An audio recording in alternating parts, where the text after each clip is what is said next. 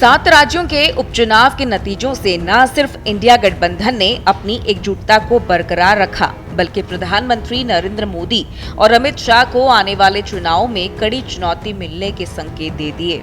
जी हां, लोकसभा चुनाव में 400 पार का दावा करने वाले एनडीए को 293 पर रोकने वाले इंडिया गठबंधन के लिए उपचुनाव के नतीजों से न सिर्फ एक नई ताकत मिलेगी, बल्कि आने वाले चुनावों में एक नए सियासी संकेत मिलते दिखाई दे रहे हैं। पिछले एक दशक से जीत के रथ पर सवार भाजपा के लिए पिछले कुछ चुनाव, चाहे कई राज्यों के विधानसभा चुनाव हो या फिर लोकसभा चुनाव के परिणाम उम्मीद से परे रहे हैं।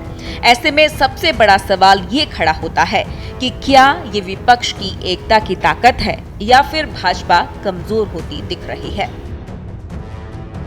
शनिवार को आए 7 राज्यों के 13 विधानसभा में एनडीए को बड़ा झटका लगा है।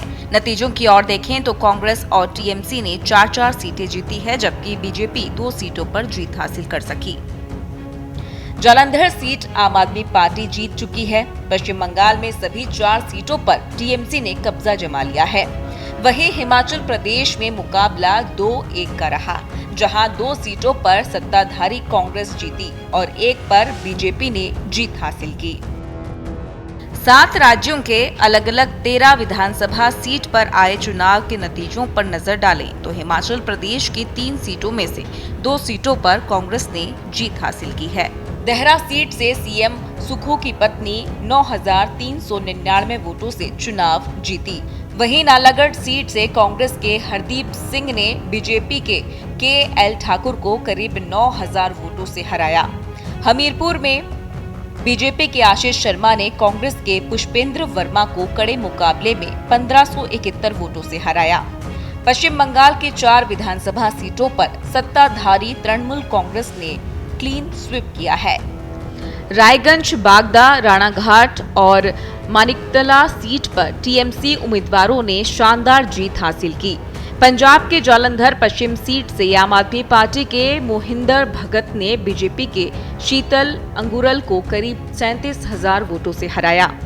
बिहार की बात करें तो रुपोली सीट पर बड़ा उलटफेर हुआ है। यहां निर्दलीय उम्मीदवार शंकर सिंह ने जेडीयू और आरजेडी जैसे दलों को पीछे छोड़ते हुए जीत हासिल कर ली है।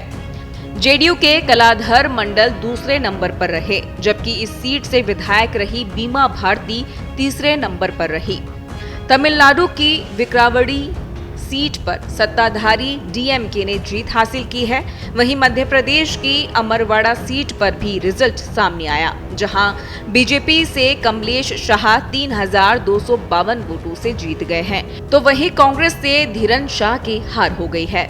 खैर, नतीजे सामने आने के बाद विपक्ष का दावा है कि भाजपा के हार का सिलसिला शुरू हो गया है। वहीं प्रधानमंत्री नरेंद्र मोदी और अमित शाह के रणनीति पर कई सवाल खड़े होते नजर आ रहे हैं। ये तो आने वाला समय बताएगा, विपक्ष यही एकता कितनी बरकरार रख पाएगा या फिर मोदी शाह के रणनीति इसे रोकने में कितना सफल हो पाती है। ट्रेंड है जो लोकसभा चुनाव से शुरू हुआ और अब आगे बढ़ रहा है। आने वाले जितने भी चुनाव होंगे लगभग भारतीय जनता पार्टी हारती चली जाएगी। ये हार का एक ट्रेंड शुरू हुआ है। 14 में हमारे लिए शुरू हुआ था, हमने देखा, उसके बाद हम कई चुनाव हारे। अब वही हाल, उससे भी बुरा हाल भारतीय जनता पार्टी का होने वाला है। पत्रिका टीवी, जयपुर।